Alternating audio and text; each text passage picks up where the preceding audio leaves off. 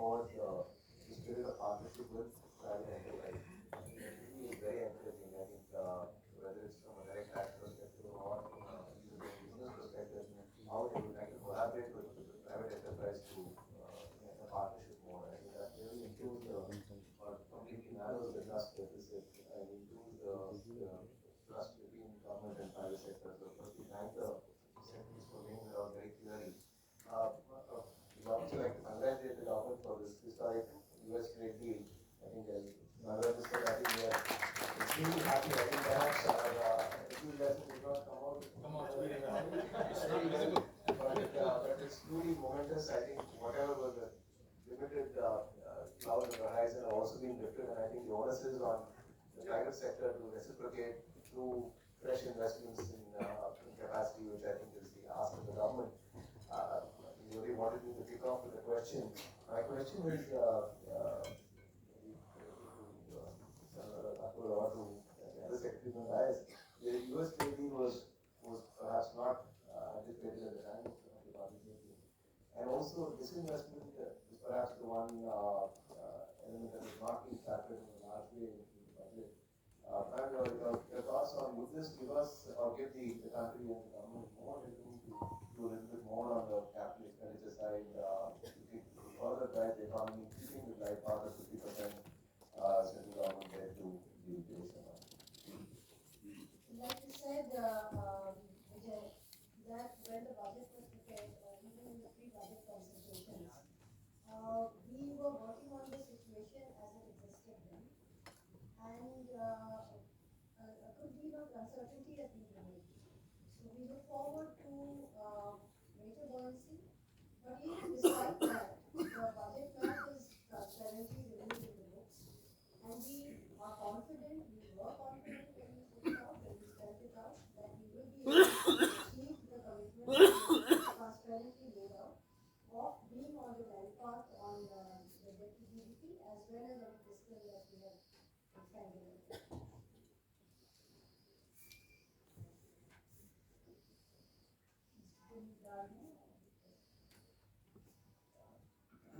I would like to echo Vijay's sentiments and offer the congratulations to the government. This is the first project from Kartavya Bhavan, and it started with a really incredible statement which I've never seen before in the history of India.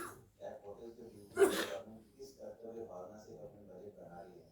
So I think this was really, very different and very interesting. So thank you for a very constructive approach, a very transparent approach, and a very partnership-oriented approach to the industry.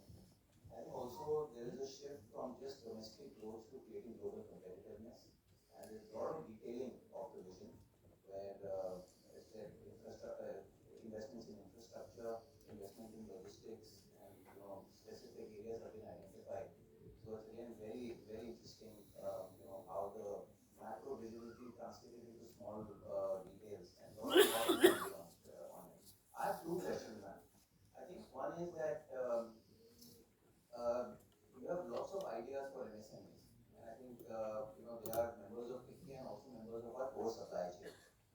Many times I find that these ideas, don't fully reach them, or they don't fully understand the implications, or sometimes even we don't fully understand. Can we get a action-oriented primer where what actions can large companies take to support implementation of these ideas and ensure that it works through the system? And second, how do we communicate it in a very sharp way to MSMEs that how they can take advantage of it? That is one question. I think the second part is just from a global competitiveness perspective, uh, there is a thought of creating more R&D spend in India, and RDIF has been created, ANRF is also there. What can industry do more to take advantage of this, and how do we participate in upping our R&D spend? I think there I'm chairing the R&D committee of Ficci, so I wanted to little bit guidance on what we can do better on that. These are the two. Thank you.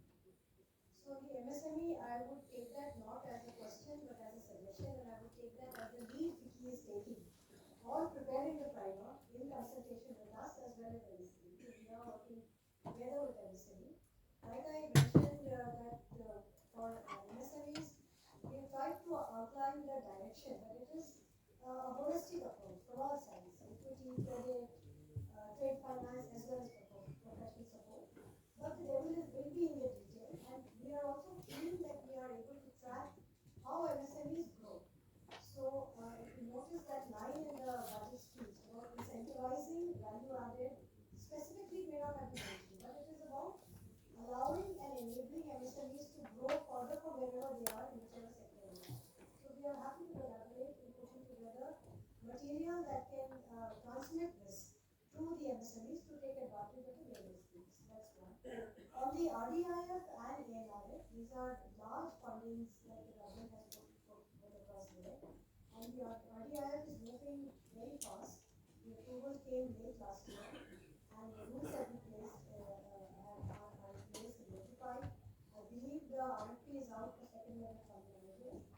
When the fund managers are in place is when industry, and I would encourage industry to already be active, watching it out, preparing your proposals, which can then be placed ahead properly. So do be in touch with the department that's taking this forward, DST, and I look forward to, in the next year, in fact, greater draws for specific R&D related projects across the sector, So I think, like I mentioned, collaboration is really the key in the way we are trying to take forward the different aspects that we outline in budgets over the years. So do come forward, and we hope to take advantage of that synergy. Since I am speaking, I will also emphasize one thing that I think needs attention to be drawn into, because a lot of you may also be in the services sector. This budget outlines the services sector in the pillar 2, in the Kartavya 2 of the Finance Minister's budget speech, that we intend to have a symbiotic relationship between manufacturing and services, recognizing the strong role of services both in pushing growth goals, taking us towards Viksit Bharat, laying down the target actually for ourselves of reaching 10% in the services sector also, in the, as part 10% of the services growth in the global context, as well as also providing a large amount of employment to our youth, which is young and aspirational India that we want to see around. So I would just place that for you all in the context of also what my colleague from Secretary DF has said, that is also an emphasis of the budget speech this year. And all of you who are in the services sector, I would encourage you to take advantage of that as well. Thank you. May I request Mr. Sudhi? Yes, yes. Since the RDIF you just mentioned is such a transformative thing, I would just like to supplement a little bit what Secretary DA mentioned. The full name, first of all, it is Research Development Innovation Fund. And as a country, research and development is something that both private sector and public sector we need to really scale up.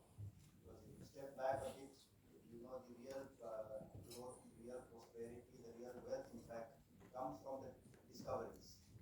Replicating what someone else has done is only partly satisfying, but really we will grow as a country, all of you will grow as an industry when the new discoveries happen. So the focus on R&D came out very clearly through this RDIF fund which the government has approved. The outlay also, you know, it's a huge, in fact for me as secretary expenditure, you know, 1 lakh crore rupees have to be provided. So it's almost a heart-stopping kind of thing, but we have done it. You know, that is where the government is committed, and where we say that we provide funds where it is justified. So it's a huge initiative. Now the Department of Science and Technology is the nodal department, and rightly so they are our science and technology lead agency. And the way it is structured, you know, it's a new way of doing business for Secretary DA sort of hinted.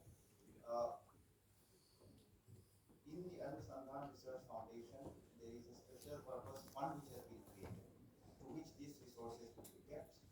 And they will then select the second level fund managers. So various AIs will be selected through an open, transparent process.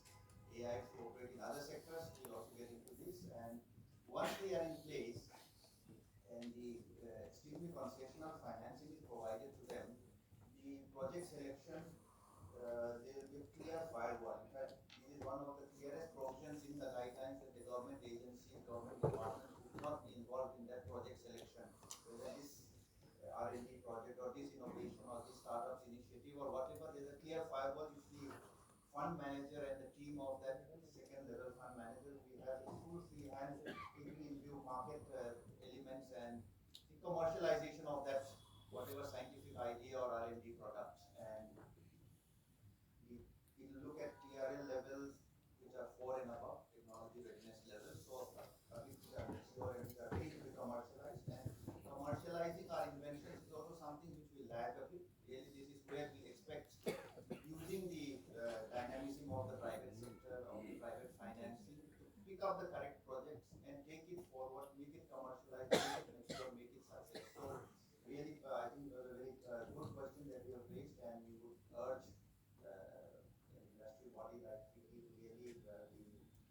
involved in this, and we believe it is something which will be transformative for the country. May I request Mr. Sunil Samhal for his comment? Thank you, Jyoti. Honorable Secretaries, my name is Sunil Sandai. I belong to capital markets. There was a discussion whether the market, whether there was enough enthusiasm. All three markets, equity, bond, and FX markets are firing on all cylinders. So there is enough enthusiasm in the market. But more importantly, I think this is not just the trade deal. Trade deal obviously is an immediate reaction.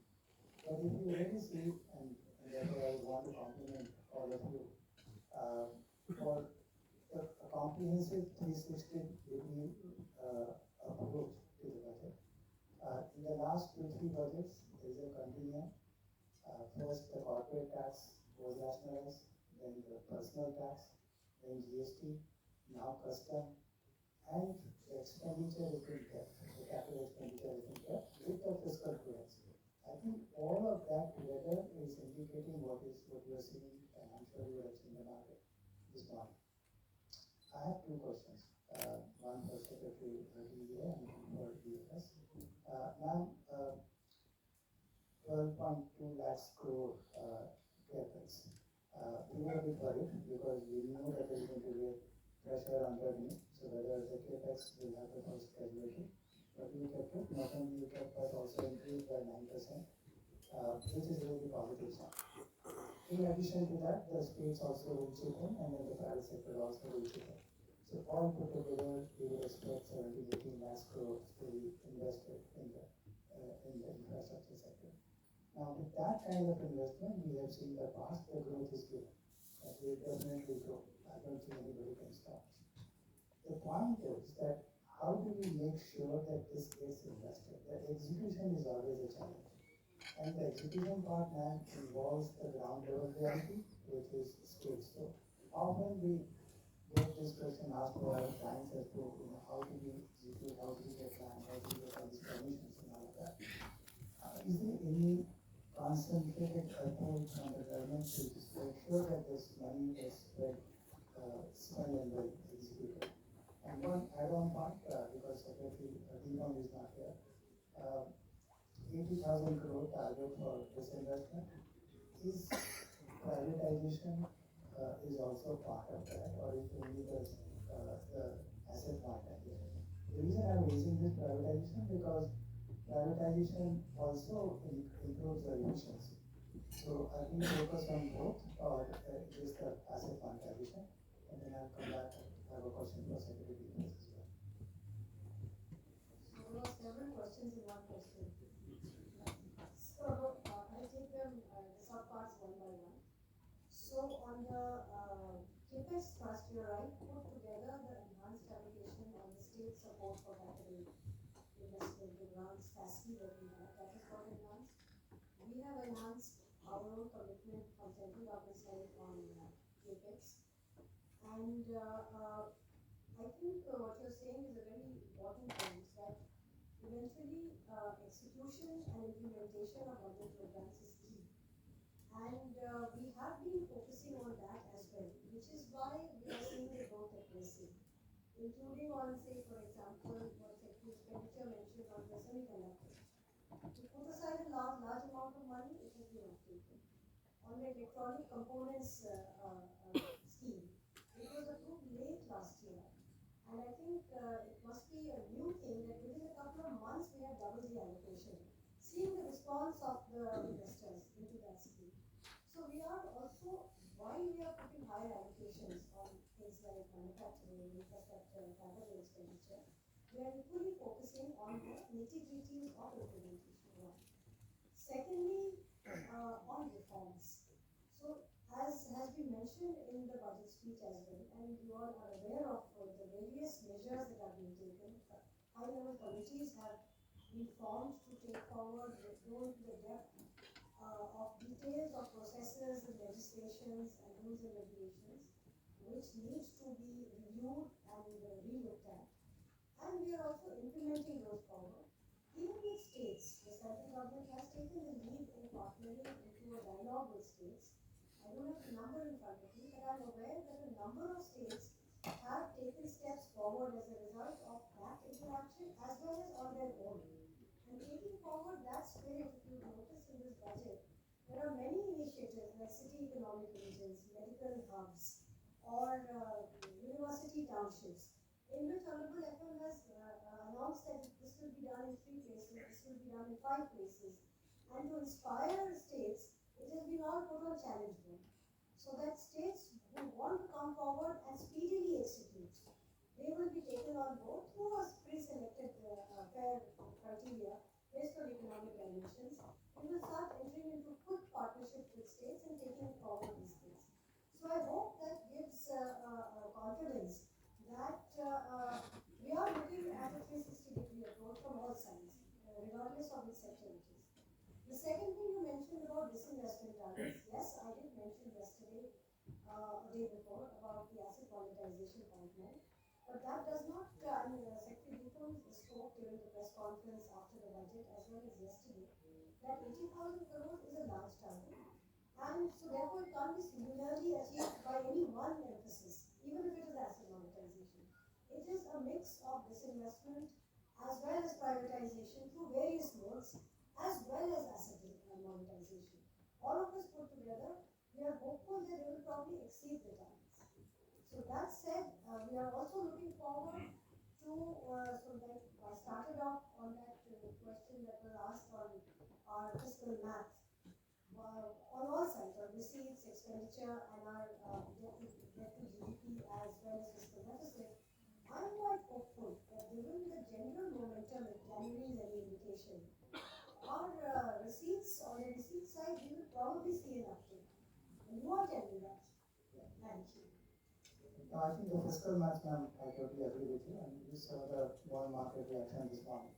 So fiscal maths are all in line, as expected by the market. If I can just take one quick question to Secretary Deepest. So this banking, I'm glad that you are thinking about it, because this was the banking framework was decided long back. There was a small revision happened in 2015, but thereafter we haven't seen significant change in that, and it is required. A couple of points, and if you can comment on them. One is, it's, as President mentioned in the opening remark, it not only requires just the governance and the ownership, but it also requires a fundamental understanding whether we want corporate to participate in the banking or not.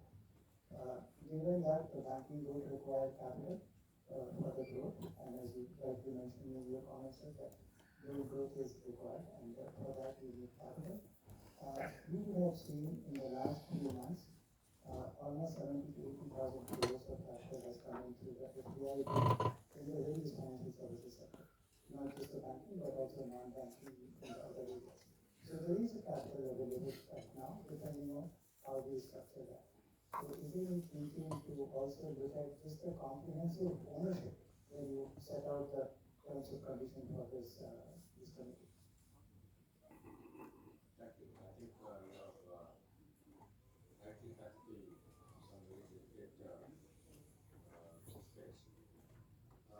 There are, I think, trade-off on this. Allowing the business to own the bank and after control. We will, this could also be part of the remit of the committee. We may actually look at it to do that. We can't hear you.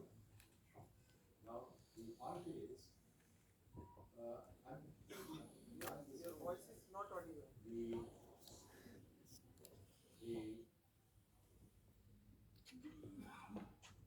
FDI into the banking, because there are, if you exclude the corporate houses, people like middle class, others, we can't afford it.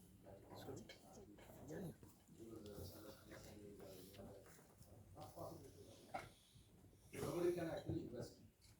Now, if you give new licenses, now without the corporate houses, the only way it can go is organically, which is very slow process. It takes 15 to 20 years to become reasonably good sized bank.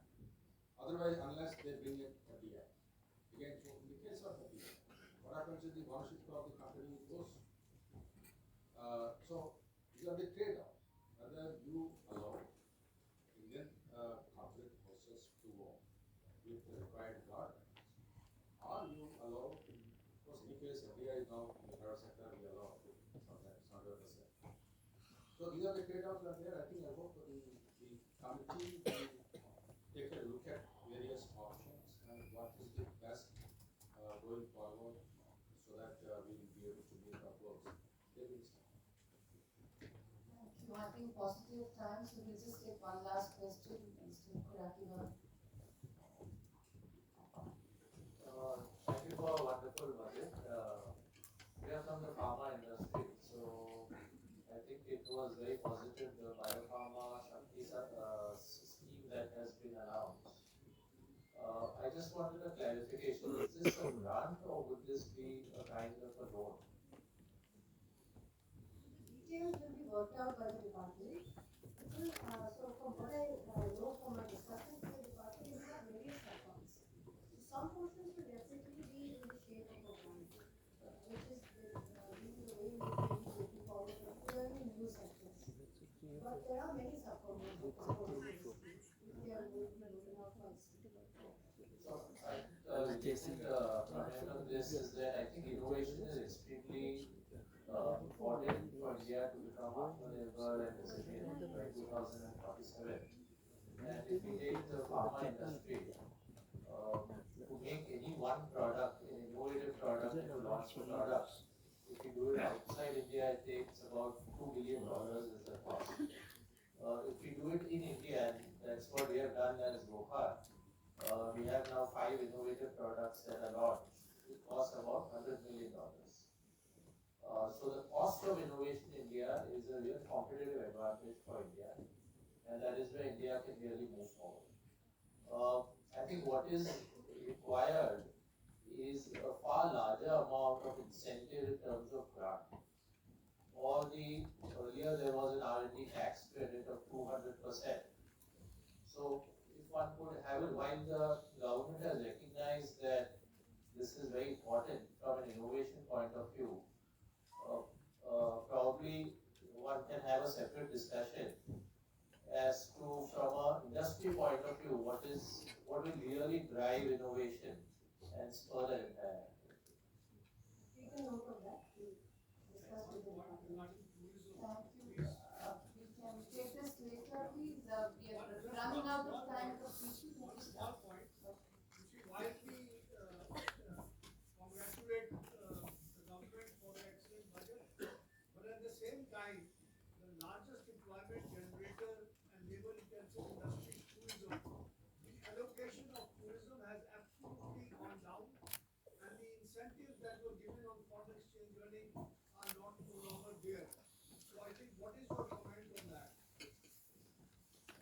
I think tourism is a very important sector. It finds mention in budget speeches everywhere. And I would just assure from the government side and the budgeting side that there is no dearth of allocation of resources, provided we come up with credible schemes that justify the allocation of public monies. So we do look forward to innovative ideas that can leverage on the public monies so that the impact is large. I will leave it at that. Thank you. Thank you. May I now request our Senior Vice President, Mr. Vijay Shankar, for vote of thanks. Mr. Wangam, Mr. Nada Thakur, Mr. Nagaraju, Mr. Shriyata, and you will really thank him for his service as well. Anand Puneet, thank you so much for taking time today morning to be with us and illustrating your thoughts on the budget. I think on behalf of Ficci, we'd really like to thank the Honorable Finance Minister, Shri Nirmala Sitharaman, and the entire team for presenting a budget which was, I think, combined fiscal discipline with strategic clarity and a very, very strong focus on macro stability as well as on manufacturing.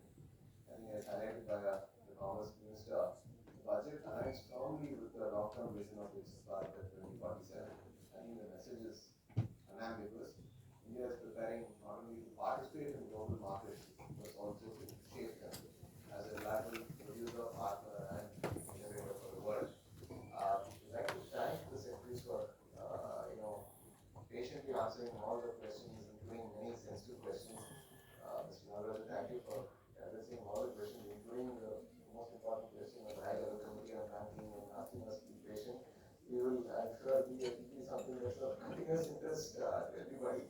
also for addressing this complex issue of with many trade-offs, as that you explained, of allowing corporate houses to invest in the banking sector. Mr. Mohandas, thank you for your clarity on the fiscal progress of the macroeconomic stability, which underlines this budget. And I think directing us to read Part A, not just this year, but also earlier years budget, I think will certainly, I think the Part B has become a lot more predictable, if I may say so, and I think our focus should be on reading more of the Part A, which allows us to plan a little longer. Senator Thakur, as always, thank you for your patiently answering all the questions on from an economic perspective and very in a detailed manner explaining the different initiatives around manufacturing. I think this task around taking manufacturing from 16-17% of GDP to 25% is a very complex one, but certainly doable. And I think all the steps outlined by you in the budget, I think